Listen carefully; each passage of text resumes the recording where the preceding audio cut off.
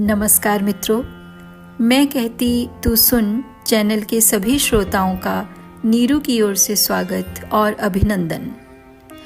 साथियों, आज जो कहानी हम आपकी नज़र कर रहे हैं उसे लिखा है यशस्वी कथाकार सुभद्रा कुमारी चौहान ने। कहानी का शीर्षक है पापी पेट।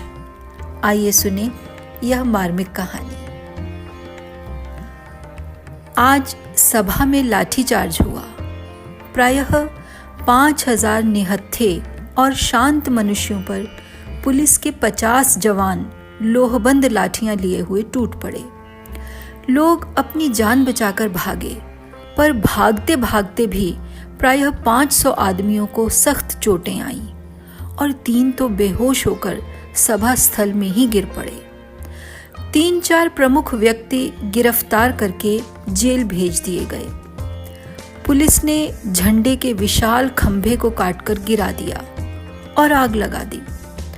तिरंगा झंडा फाड़कर पैरों तले रौंद डाला गया। सबके हृदय में सरकार की सत्ता का आतंक छा गया। प्रकट रूप से विजय पुलिस की ही हुई। उनके सामने सभी लोग भागते हुए नजर आए और यदि किसी ने अपनी जगह पर खड़े रहने का साहस दिखलाया तो वह लाठियों की मार से धराशायी कर दिया गया।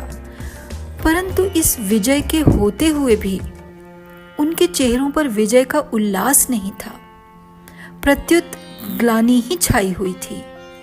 उनकी चाल में आनंद का हल्कापन न था, वरन ऐसा मालूम होता था जैसे पैर मन भर के हो रहे हों। हृदय उछल नहीं रहा था, वरन एक प्रकार से दबा सा जा रहा था। पुलिस लाइन में पहुंचकर सिपाही लाठीचार्ज की चर्चा करने लगे। सभी को लाठीचार्ज करने, निहत्थे निरपराध व्यक्तियों पर हाथ चलाने का अफसोस हो रहा था। राम खिलावन ने अपनी कोठरी में जाकर अंदर से दरवाजा लगा लिया और लाठी को चूल्हे में जला दिया। उसकी लाठी के वार से एक सुकुमार बालक की खोपड़ी फट गई थी। उसने मन में कहा, बेचारे निहत्थे और निरपराधों को कुत्तों की तरह लाठी से मारना। राम राम, यह हत्या किसके लिए? पेट के लिए?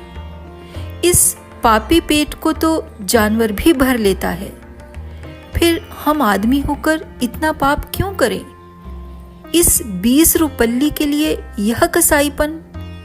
ना, अब तो यह न हो सकेगा। जिस परमात्मा ने पेट दिया है वह अन्न भी देगा। लानत है ऐसी नौकरी पर। और दूसरे दिन नौकरी से इस्तीफा देकर वह अपने देश को चला गया। थानेदार बरकतुल्ला लाठीचार्ज के समय चिल्ला चिल्ला कर हुक्म दे रहे थे, मारो सालों को, आए हैं स्वराज लेने, लगे खूब कस कस के। परंतु अपने क्वार्टर्स में पहुंचते पहुंचते उनका जोश ठंडा पड़ गया। वे जबान के खराब अवश्य थे, पर हृदय के उतने खराब न थे। दरवाजे के अंदर पैर रखते ही उनकी बीवी ने कहा, देखो तो यह गफूर कैसा फूट फूट कर रो रहा है। क्या किया है आज तुमने?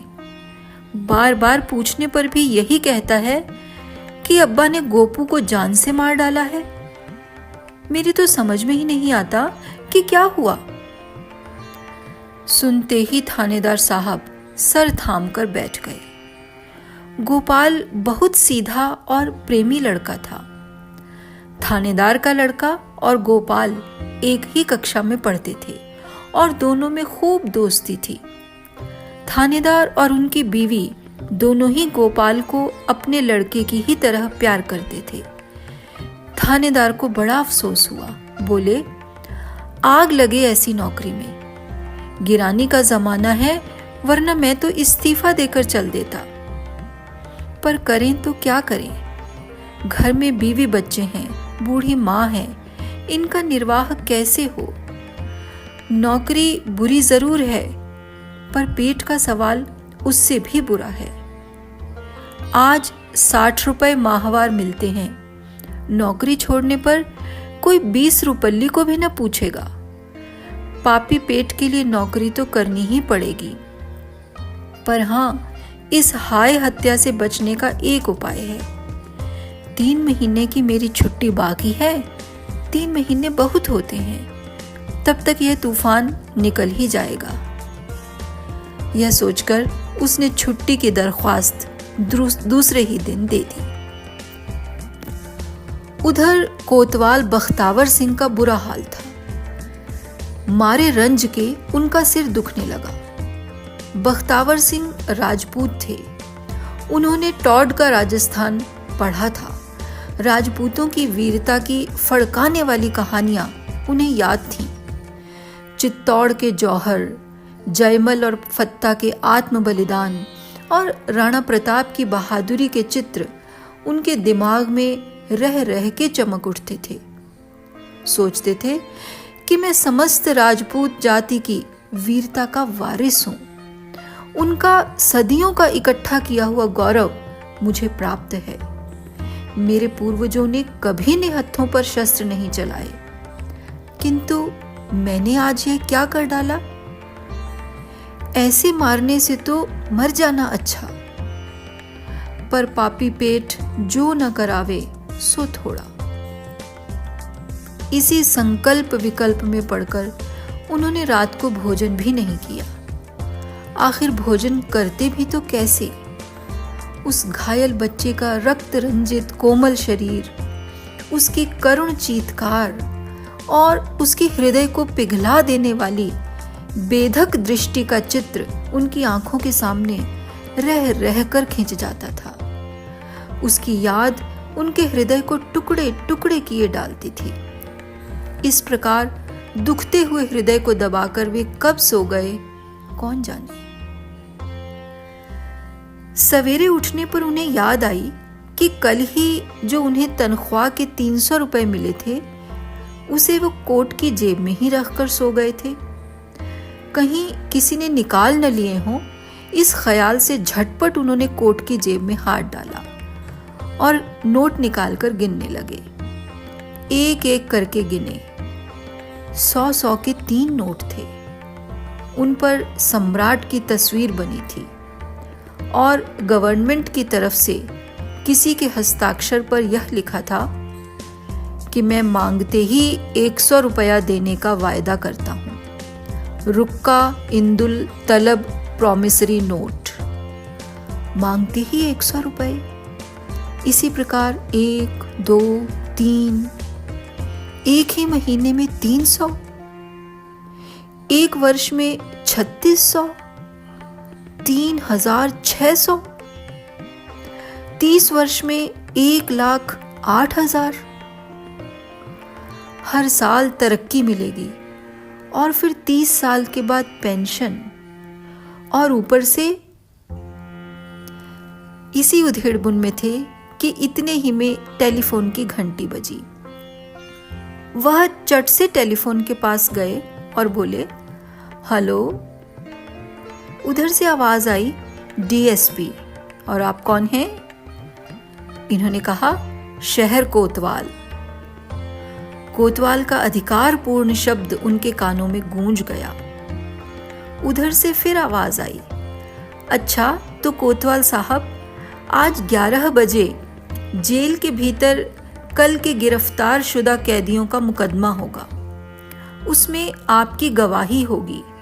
आप ठीक 11 बजे जेल पर पहुंच जाइए। कोतवाल साहब ने कहा, बहुत अच्छा। अब कोतवाल साहब अपने दफ्तर के काम में लग गए। ऑफिस में पहुंचते ही उनका रोज की ही तरह कुड़कुड़ाना शुरू हो गया। कोतवाली में काम बहुत रहता है। बड़ा शहर है, दिन भर काम करते करते पिस जाते हैं। एड़ी चोटी का पसीना एक हो जाता है। खाने तक की फुर्सत नहीं मिलती। 24 घंटे गुलामी बजानी पड़ती है, तब कहीं 300 रुपल्ली मिलते हैं। 300 में होता ही क्या है। आजकल तो 500 से कम में कोई इज्जतदार आदमी रह ही नहीं सकता। इसी के लिए झूठ, सच, अन्याय, अत्याचार क्या क्या नहीं करना पड़ता है। पर उपाय भी तो कुछ नहीं है। इस 6 फीट के शरीर को कायम रखने के लिए पेट में तो कुछ झोंकना ही पड़ेगा। क्या ही अच्छा होता यदि भगवान पेट न बनाता।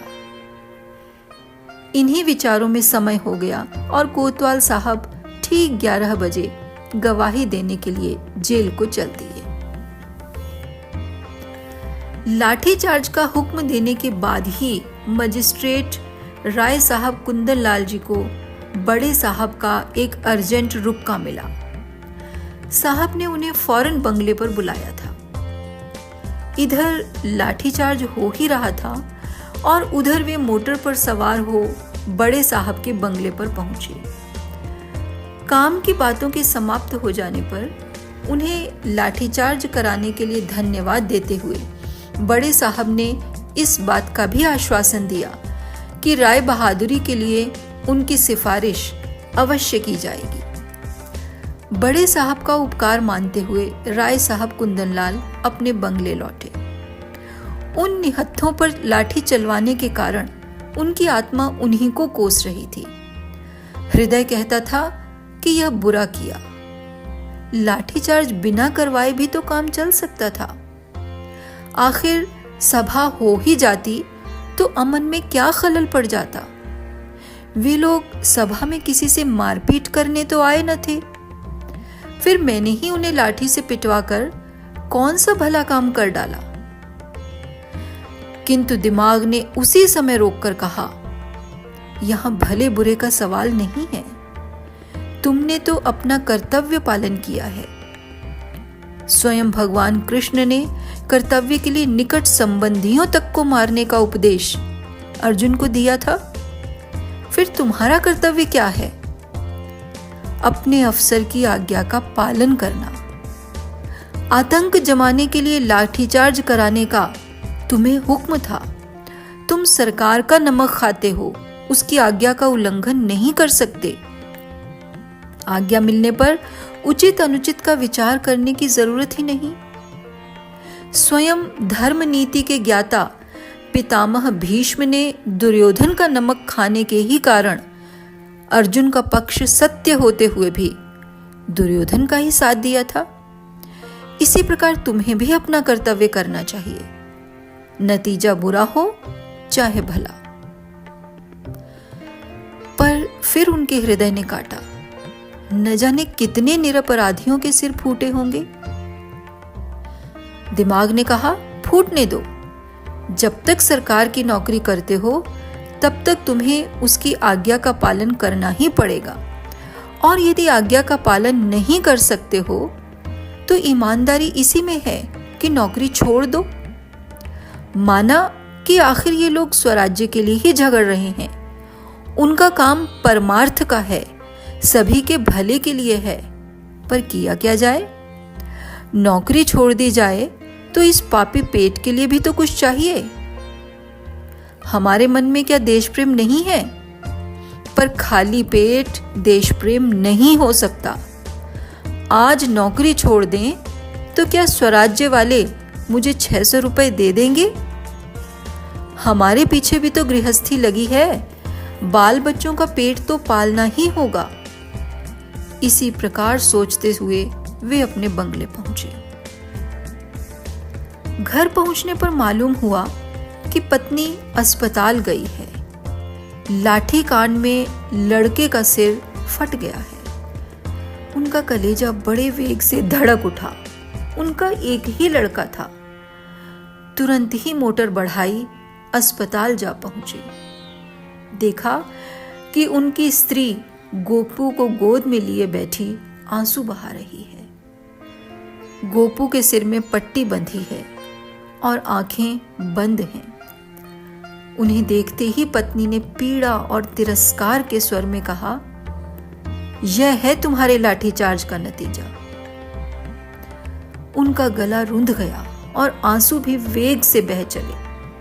राय साहब कुंदनलाल के मुंह से एक शब्द भी न निकला।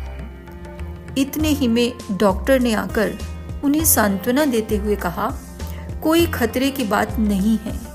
घाव गहरा जरूर है, पर इससे भी गहरे गहरे घाव अच्छे हो जाते हैं, आप चिंता न कीजिए। राय साहब ने पत्नी से पूछा, आखिर तुमने इसे वहां जाने ही क्यों दिया? पत्नी ने कहा, तो मुझसे पूछ के ही तो वहां गया था ना। रात भर गोपू बेहोश रहा और दूसरे दिन भी बेहोशी दूर न हुई। दूसरे दिन 11 बजे दिन से जेल में मुकदमा होने वाला था, परंतु न्यायाधीश ठीक समय पर न पहुंच सके। आज सजा सुनानी थी। मामला था एक 13 साल की बालिका को बेचने के लिए भगा ले जाने का। जुर्म साबित हो चुका था।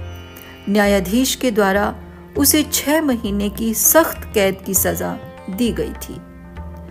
फैसला सुनाकर न्यायाधीश महोदय जेल आए।